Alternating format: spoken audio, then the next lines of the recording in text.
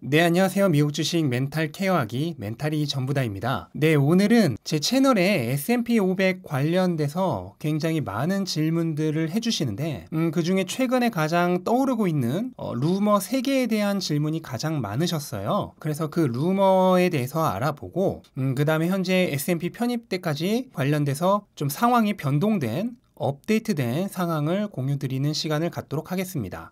네, 우선 S&P 500 편입에 관련해서 가장 많이 질문을 주셨던 것 중에 하나가 S&P 500에 12월 21일 날 편입이 되는 게 아니고 12월 14일에 나눠서 편입을 하는 거냐, 아니면 다른 날짜에 편입을 하는 거냐, 이렇게 날짜에 관한 질문을 많이 주셨어요. 여기에 대해서는 아주 간단하게 팩트로만 정리를 할 수가 있는데요. S&P 500은 현재 테슬라의 편입 날짜를 12월 21일로 정해놨습니다. 단 테슬라가 하루에 편입하기에는 규모가 너무 크다 보니까 12월 14일과 21일로 나눠서 편입하는 방법을 고려 중입니다. 즉 확정이 아니에요. 고려입니다. 고려. 기본은 12월 21일 편입이고 14일까지 나눠서 두 차례에 걸쳐서 편입하는 것을 현재 협의 중인 거지 아직 확정이 아닙니다. 그리고 나눠서 편입을 한다면은 어떤 비중으로 편입을 할 거냐도 지금 협의 중인데요. 예를 들어 14일 날 25%를 편입하고 21일 날 75%를 편입한다든지 14일 날 33%를 편입하고 21일 날 67%를 편입한다든지 아니면 두 차례에 걸쳐서 반반씩 나눠서 편입을 한다든지 하는 여러 가지 방법을 지금 고려 중입니다. 어느 것도 하나 확정된 게 없어요. 그러면 이게 언제 확정이 되느냐? 11월 20일까지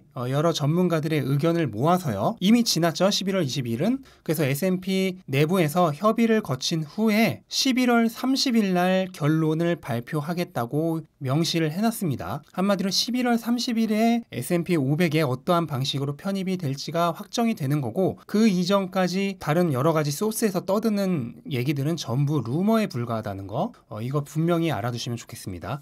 그리고 또 많은 분들이 또 걱정해 주셨던 루머 중 하나가 가격이 너무 오르면 지수 편입이 취소되나요? 하는 그런 질문들을 많이 해주셨는데, 이 S&P 500의 편입을 결정하는 거는 이 S&P 다우존스에 소속되어 있는 지수 구성 위원회라고 있어요. 인덱스 커미티가 있는데 거기서 일정 조건에 해당한 기업을 편입을 시킬지 말지를 임의로 결정을 합니다. 그래서 기본 조건은 뭐냐면 시가총액이 총 82억 달러를 넘는 미국 기업이어야 되고요. 그 다음에 전체 주식수 중 10% 이상의 유동 주식수가 있어야 하고, 그리고 4분기 연속 흑자를 기록을 해야 됩니다. 이게 기본 조건이고 테슬라는 이 4가지 기본 조건을 모두 충족을 하고 있죠. 이 기본 조건 하에서 인덱스 커미티가 마음대로 언제든지 편입과 퇴출을 결정을 할 수 있는 겁니다. 그래서 지금 보면은 이 S&P 홈페이지에 11월 16일 날 테슬라를 편입시키겠습니다 하는 뉴스 이후에 테슬라와 관련된 그 어떤 뉴스도 올라오지 않았습니다. 이게 현재까지의 팩트고요. 그리고 제가 조사한 바로는 편입이 이미 된 기업을 퇴출시키는 경우야 많지만 편입 발표 이후에 편입 전에 그거를 취소시킨 적은 단 한 번도 없어요. 적어도 제가 조사한 바로는 그렇습니다. 혹시라도 그 사례를 알고 계신 분은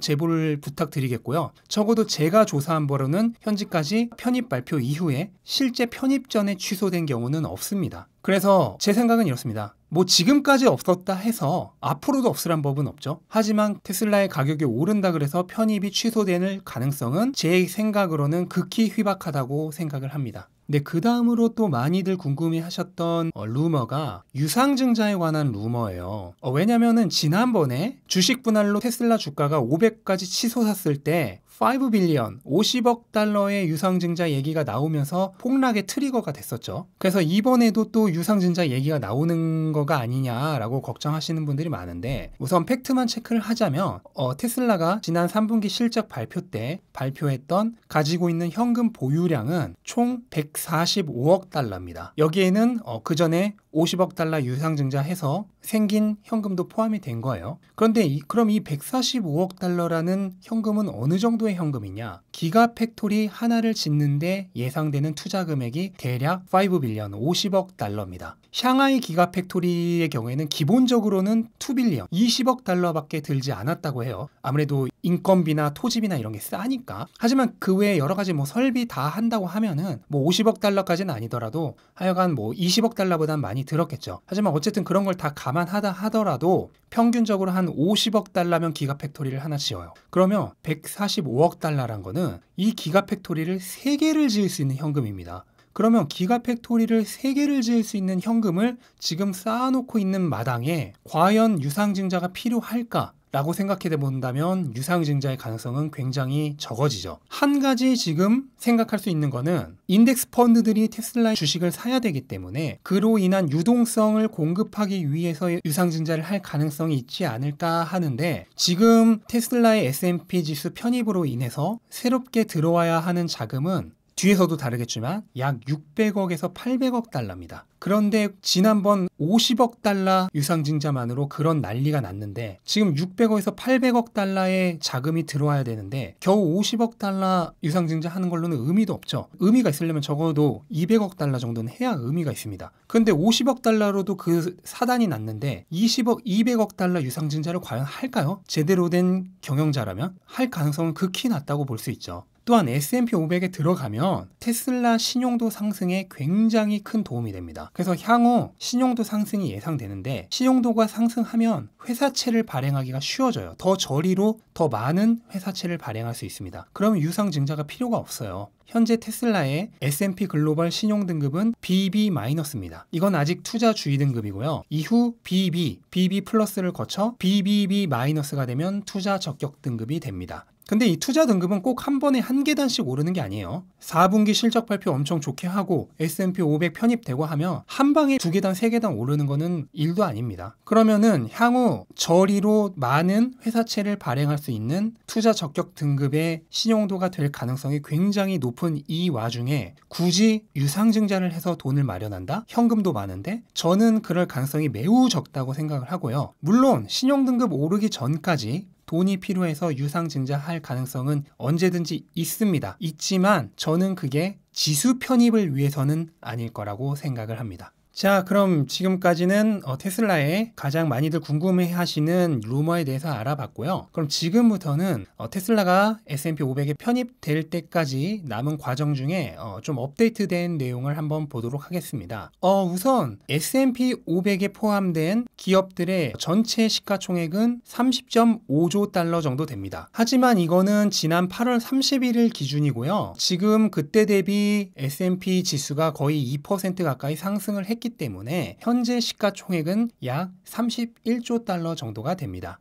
그럼 그 중에서 테슬라의 비중은 얼마나 될까? 현재 테슬라의 주가는 490달러 정도이고 전체 유동 주식수는 7억 6천만 주 정도가 됩니다. 그러면 490불에 7억 6천만 주를 곱하면은 현재 유동 시가총액은 3,720억 달러가 됩니다. 그러면 이 3,720억 달러는 전체 S&P 총 유동 시가총액 31조 대비 약 1.2%입니다. 그러면 펀드들은 테슬라를 얼마를 사야 하는 걸까? 이것도 좀 내용이 변동이 됐는데요. 원래 S&P 500을 그대로 추종하는 펀드의 규모는 4조 6천억 달러 정도입니다. 근데 이거는 작년 12월 말 기준으로 규모고요. 현재는 그때보다 지수가 10% 정도 상승을 했기 때문에 이 S&P 500을 완전히 똑같이 따라하는 인덱스 펀드의 비율은 4.6조보다 조금 오른 5조 달러 정도로 추정을 하고 있어요.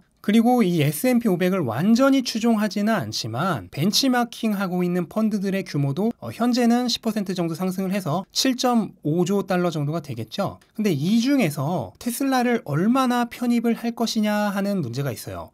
여기 있는 7.5조 달러의 S&P 500 벤치마크 펀드들이 모두 테슬라를 추가하는 것은 아니죠. 그리고 이미 추가한 곳도 있을 수 있고 앞으로 영원히 추가할 계획이 없는 곳이 있을 수도 있습니다. 또는 추가는 하되 한참 지나서 추가할 곳도 있을 거예요. 어느 정도가 테슬라를 추가할지는 모르겠지만 여기에 대해서 골드만삭스가 발표한 내용이 하나 있는데 전체 189개의 라지캡 기업들을 포함하는 펀드 중에 무려 157개나 테슬라를 포함하고 있지 않다고 해요. 189개 중에 157개 라지캡 펀드가 테슬라를 지금 추가하고 있지 않아요.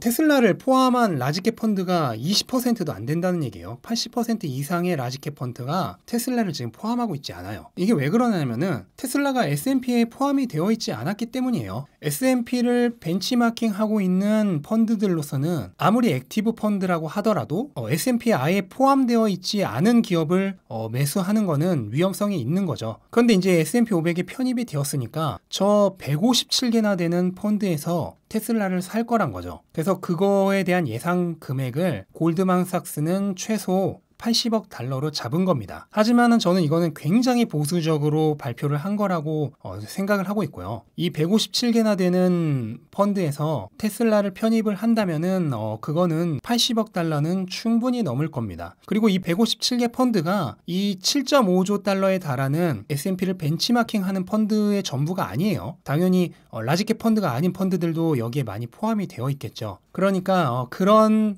다른 벤치마킹 펀드들까지 모두 포함을 하면은 제 개인적인 추정으로는 전체의 7.5조 달러 정도의 S&P를 벤치마크하는 펀드 중에 한 3분의 1 2.5조 정도만 잡아줘도 거기서 테슬라가 S&P 전체 비중에서 차지하는 1.2% 정도를 산다고 하면은 대략 300억 달러 정도가 됩니다. 근데 이거를 더 보수적으로 잡아준다 하더라도 저는 골드만삭스가 발표한 80억 달러보다는 훨씬 많은 적어도 200억 달러 정도는 액티브 펀드 쪽에서도 추가적으로 테슬라에 대한 수요가 생기지 않을까 추정을 하고 있습니다. 그러면 이제 한번 계산을 해보죠. 우선은 5조 달러의 인덱스 펀드들, 얘네들은 그냥 S&P에서 테슬라가 차지하는 비중 딱 그만큼 무조건 사야 됩니다. 그러면은 5조 달러의 1.2%라면 600억 달러가 됩니다. 그러면 테슬라의 현재 유동 시가총액 372억 달러의 약 16% 정도가 돼요. 즉 테슬라 전체 주식의 16%를 이 인덱스 펀드들이 무조건 사야 돼요. 이건 그냥 무조건입니다. 그리고 아까 제가 추론했던 S&P를 벤치마크하고 있는 펀드들 총 7.5조 달러의 자금 중에서 한 200억 달러 정도가 추가적으로 테슬라를 매수를 한다고 하면 그 비율은 테슬라 전체의 유동 주식수 중에 약 5.4% 정도입니다. 그래서 이 두 개를 더하면은 지금 테슬라를 무조건 사야 하거나 살 계획이 있는 자금은 약 600억 달러에서 800억 달러 정도 된다. 그리고 이 자금이 테슬라의 전체 주식수 중에 차지하는 비중은 약 16%에서 21.4% 정도 된다. 그러니까 전체 테슬라 주식 중 5분의 1에 해당하는 20% 정도의 주식을 이 S&P를 완전히 복제하거나 아니면 추종하는 펀드들이 앞으로 거의 무조건적으로 사게 된다는 겁니다. 특히 인덱스 펀드들이 사야 하는 600억 달러는 이건 그냥 무조건이에요. 그러니까 기존의 주주들이 얼마를 부르든 이 사람들은 그 가격을 주고 들어와야 됩니다. 그런데 어떻게 보면 지금 판다는 거는 살짝 저는 별로 현명하지 않은 판단이 아닌가라고 생각을 해요. 분명히